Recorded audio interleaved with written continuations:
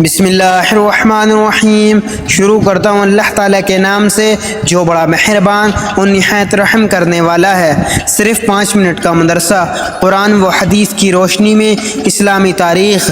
15 ربیع اول۔ نمبر 1، اصحاب کہف۔ اللہ تعالیٰ نے قرآن کریم کے سورہ کہف میں اصحاب کہف کا تذکرہ کیا ہے۔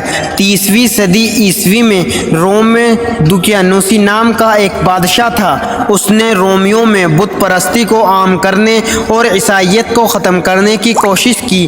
اسی زمانے میں چند نوجوانوں نے بت پرستی کو چھوڑ کر ایمان قبول کر لیا تھا۔ ان کو بادشاہ کی طرف سے اپنے دین اور اپنی جان کا خطرہ لاحق ہوا تو انہوں نے اللہ تعالیٰ کے حکم سے ایک غار میں پناہ لی۔ ان لوگوں کو اصحاب کہف کہا جاتا ہے۔ اللہ تعالیٰ نے ان پر نیند طاری کر دی اور وہ غار میں سوتے رہے۔ ان کے ساتھ ایک کتا بھی تھا جو غار کے منہ پر بیٹھ کر ان لوگوں کی حفاظت کرتا رہتا تھا۔ پھر اللہ تعالیٰ نے 309 سال کے بعد انہیں اپنی قدرت سے جگایا۔ ان میں ایک شخص اپنے زمانے کے پرانے سکے لے کر کھانا خریدنے کے لیے شہر میں آیا تو لوگوں کو ان نوجوانوں کا علم ہوا۔ اب ملک کے حالات بدل چکے تھے اور اس وقت بادشاہ ایمان والا تھا، مگر اس زمانے میں ایک پادری نے قیامت کے روز مردوں کے زندہ ہونے کا انکار کر دیا تھا اور لوگ فتنے میں پڑ رہے تھے۔ اتنے پرانے زمانے کے لوگوں کے واپس آنے پر ہر ایک کو قیامت کے دن دوبارہ زندہ ہونے کا یقین ہو گیا اور پادری کی بات جھوٹی ثابت ہوئی۔ نمبر 2، اللہ کی قدرت۔ آواز سننے کا آلہ۔ اللہ تعالیٰ نے آواز سننے کے لیے ہمیں 2 کان عطا فرمائے۔ ان کے ذریعے ہم مختلف قسم کی آواز سنتے ہیں اور اس کی خوبی و کمال اور کیفیت کا پتہ لگا لیتے ہیں۔ بعض آواز بڑی عمدہ اور دلکش ہوتی ہے جس سے سن کر دل کو بڑا سکون ملتا ہے، اور کبھی انہی کانوں سے خوفناک درندوں کی آواز سن کر اپنی حفاظت کا انتظام کر لیتے ہیں۔ اگر یہ کان نہ ہوتے تو ہم آواز کی لذت و کیفیت سے محروم ہو جاتے۔ بلا شبہ آواز سننے کے لیے 2 کانوں کا بنانا اللہ تعالیٰ کی عظیم قدرت ہے۔ نمبر 3، ایک فرض کے بارے میں حلال پیشہ اختیار کرنا۔ رسول اللہ صلی اللہ علیہ وسلم نے فرمایا، اللہ تعالیٰ کے حقوق و فرائض ادا کرنے کے بعد حلال روزی حاصل کرنا بھی فرض ہے۔ نمبر 4، ایک سنت کے بارے میں عیادت کرنے کا سنت طریقہ۔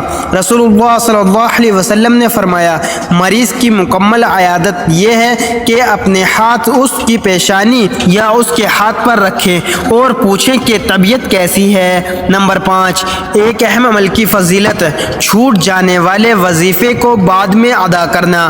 رسول اللہ صلی اللہ علیہ وسلم نے فرمایا، جو شخص اپنی رات کا وظیفہ یا اس کا کچھ حصہ ادا کیے بغیر سو گیا اور اسے فجر اور ظہر کے درمیان پڑھ لیا تو اس کے لیے لکھا جائے گا کہ اس نے یہ وظیفہ رات ہی کو پڑھا ہے۔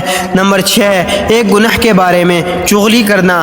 رسول اللہ صلی اللہ علیہ وسلم نے فرمایا، اللہ کے بندوں میں سب سے بدتر لوگ وہ ہیں جو چغلیاں کرتے ہیں اور اس کے دوستوں میں جدائی ڈالتے ہیں۔ نمبر 7، دنیا کے بارے میں دنیا کی زیب و زینت۔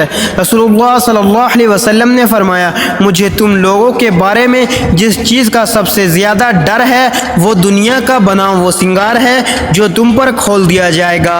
نمبر 8، آخرت کے بارے میں منافق اور کافروں کا ٹھکانہ جہنم ہے۔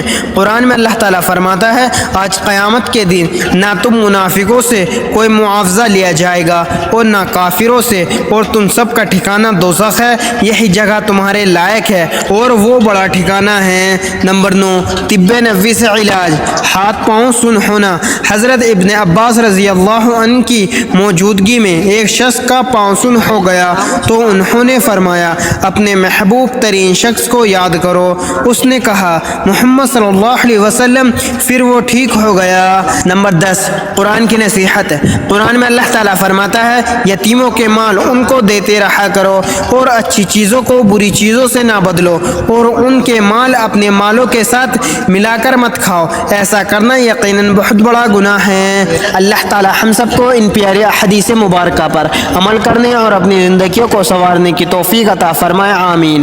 مزید اسی طرح کی اسلامک ویڈیو کے لیے اگر آپ نے ابھی تک چینل زمان ملک کو سبسکرائب نہیں کیا تو سبسکرائب کر لیں اور ویڈیو کو لائک اینڈ شیئر ضرور کریں۔ جزاک اللہ، شکریہ۔